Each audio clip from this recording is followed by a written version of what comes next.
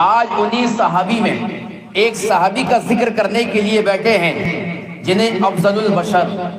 بعد الانبیاء بالتحقیق امیر المؤمنین ابی بکر صدیق رضی اللہ تعالی عنہ کے نام سے دنیا جانتی ہے، جن کا مختصر تذکرہ جو ہے آپ نے کل سماعت فرمایا۔ تو حضرت ابو بکر صدیق رضی اللہ تعالی عنہ سرکار دو عالم صلی اللہ علیہ وسلم کے وصال مبارک کے بعد انہی کو خلیفہ چنا گیا، حتیٰ کہ مرتبے کے حامل ابو بکر کے علاوہ عمر فاروق اعظم، عثمان غنی، مولائے کائنات اور دیگر صحابہ کرام بھی تھے، مگر جو ہے افضلیت میں حضرت ابو بکر صدیق، خلافت اول میں حضرت ابو بکر صدیق، مرتبے میں حضرت ابو بکر صدیق۔ تو ان کو یہ مرتبہ کیسے مل گیا؟ تو آئیے قرآن اور حدیث سے ہم حضرت ابو بکر صدیق کے مرتبے سماعت کریں۔ اہل سنت والجماعت کا 1400 سال سے یہی موقف رہا ہے کہ تمام صحابہ میں انبیاء کے بعد اگر کوئی افضل ہے مرتبے میں تو وہ حضرت ابو بکر صدیق رضی اللہ تعالیٰ عنہ، اور اس کو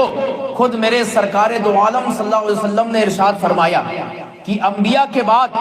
کبھی ایسا نہیں ہوا کہ کسی شخص پہ جو ہے سورج طلوع ہوا ہو اور غروب ہوا ہو، اور وہ ذات حضرت ابو بکر صدیق رضی اللہ تعالیٰ عنہ کی ہے۔ یعنی تمام لوگوں میں جو ہے وہ افضلیت اور مرتبے میں کوئی ذات ہے تو وہ حضرت ابو بکر صدیق رضی اللہ تعالیٰ عنہ کی ہے۔ مشکوٰۃ شریف کی حدیث ہے، سرکار دو عالم صلی اللہ علیہ وسلم ارشاد فرماتے ہیں کہ تمام لوگوں میں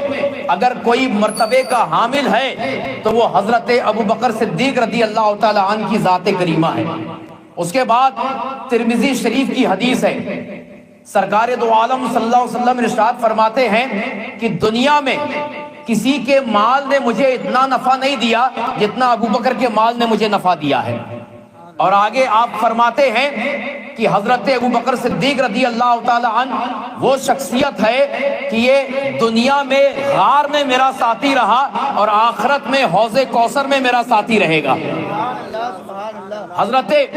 عائشہ صدیقہ رضی اللہ تعالی عنہ سے حدیث مروی ہے، یہ بھی ترمذی شریف کی حدیث ہے۔ آپ فرماتی ہیں کہ ایک مرتبہ سرکار دو عالم صلی اللہ علیہ وسلم کی بارگاہ میں میرے والد محترم تشریف لے کر آئے، تو سرکار دو عالم صلی اللہ علیہ وسلم نے انہیں عتیق کہہ کر پکارا، اور عتیق کا معنی ڈکشنری کے اندر ہوتا ہے جہنم سے آزاد کردہ ہوا۔ تو فرمایا کہ ابو بکر تم کو جو ہے اللہ تبارک و تعالی جہنم سے آزاد فرما دیا،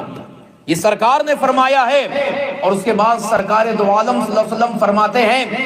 کہ کل بروز قیامت میرے امتیوں میں سب سے پہلے کوئی جنت میں جائے گا تو وہ ذات حضرت ابو بکر صدیق رضی اللہ تعالی عنہ کی ذات ہوگی، یعنی جنت میں جانے والے۔ اور آگے آپ فرماتے ہیں حدیث کا مفہوم ہے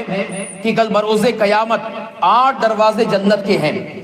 تو جس نے روزے رکھے ہوں گے، نمازیں کثرت سے پڑھی ہوگی، کوئی بھی عبادتوں میں کوئی عبادت کثرت سے کری ہوگی، تو وہاں پر روزے کا دروازہ جنت کا الگ ہے، نماز کا الگ ہے، صدقہ و خیرات کا الگ ہے۔ تو جس نے جو اعمال کثرت کے ساتھ کیے ہوں گے کل بروز قیامت جو ہے وہ جنت کا دروازہ اسے اپنی طرف بلائے گا کہ میرے دروازے سے داخل ہو جا، اس دروازے سے داخل ہو جا۔ مگر حضرت ابو بکر صدیق رضی اللہ تعالی عنہ کے بارے میں سرکار دو عالم صلی اللہ علیہ وسلم فرماتے ہیں کہ جب حضرت ابو بکر صدیق کو جنت کے سامنے لایا جائے گا تو جنت کا ہر دروازہ حضرت ابو بکر صدیق کو اپنی طرف بلائے گا کہ ابو بکر آپ میرے جو ہے اس دروازے سے داخل ہو جائیں، اس دروازے داخل ہو جائیں۔ یہ حضرت ابو بکر صدیق کا مرتبہ ہے، یہ حضرت ابو بکر صدیق کا مرتبہ ہے۔ حضرت ابو بکر صدیق رضی اللہ تعالی عنہ، کسی نے حضرت علی سے پوچھا کہ علی بتاؤ کہ صحابی میں سب سے بڑا مرتبہ کس کا ہے؟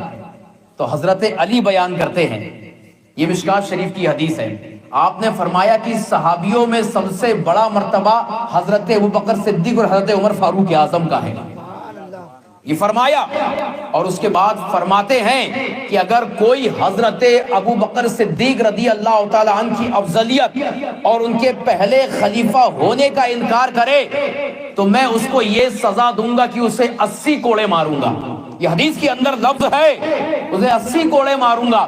تو آج حضرت علی تو ہم میں موجود نہیں ہے، اور لوگ آج جس کو جو آتا ہے حضرت ابو بکر پہ بولتا چلا جاتا ہے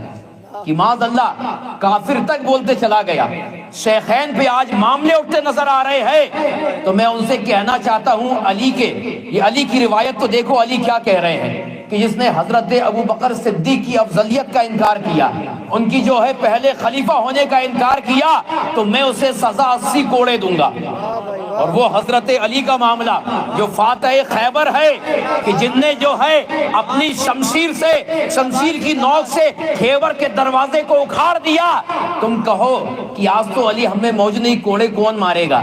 تم مرے ہوگے نا، قیامت کے میدان میں آؤ گے نا، علی سے سامنا ہوگا نا، وہاں اللہ اختیار دے گا کہ جو حضرت ابو بکر صدیق کی افضلیت کا انکار کرنے والا تھا، علی کوڑے مارو تو یہاں تو بچو گے، وہاں نہیں بچو گے۔ نعرہ تکبیر، نعرہ رسالت، واہ واہ واہ۔ اور آئیے مشکات شریف کی اور بخاری شریف کی دونوں کی حدیث ہے، اور اس کے راوی کون ہیں؟ حضرت محمد بن حنیفہ رضی اللہ تعالیٰ عنہ۔ اور یہ کون ہے؟ یہ حضرت علی کے بیٹے ہیں۔ بخاری شریف کی حدیث بیان کر رہا ہوں۔ حضرت علی نے حضرت فاطمہ رضی اللہ تعالیٰ عنہ کے وصال کے بعد کئی شادی فرمائی ہے، اور انہی میں سے آپ کے ایک بیٹے حضرت محمد بن حنیفہ رضی اللہ تعالیٰ عنہ، ایک مرتبہ آپ نے اپنے باپ حضرت علی سے عرض کیا سیدی بتاؤ صحابی میں سب سے افضل کون ہے؟ تو آپ نے فرمایا حضرت ابوبکر صدیق رضی اللہ تعالیٰ عنہ۔ اس کے بعد پھر آپ نے فرمایا کہ اس کے بعد، تو سر حضرت علی فرماتے حضرت عمر فاروق اعظم رضی اللہ تعالیٰ عنہ۔ تو اب یہاں پر حضرت محمد بن حنیفہ رکے اور کہا اگر میں اس کے بعد پوچھوں گا تو ہو سکتا ہے کہ علی جو ہے وہ حضرت عثمان کا نام لے۔ تو آپ نے فرمایا، حدیث کے الفاظ ہیں کہ یا سیدی حضرت عمر کے بعد آپ کا نمبر آتا ہے، آپ ہیں؟ تو حضرت علی فرماتے ہیں میں تو مسلمانوں میں سے ایک اللہ کا ادنا سا بندہ ہوں، یعنی آپ نے عاجزی انکساری وہاں پر پیش کی۔ تو معاملہ یہ ہے کہ کثیر روایتیں ہیں حضرت ابو بکر صدیق رضی اللہ تعالی عنہ کی افضلیت کی،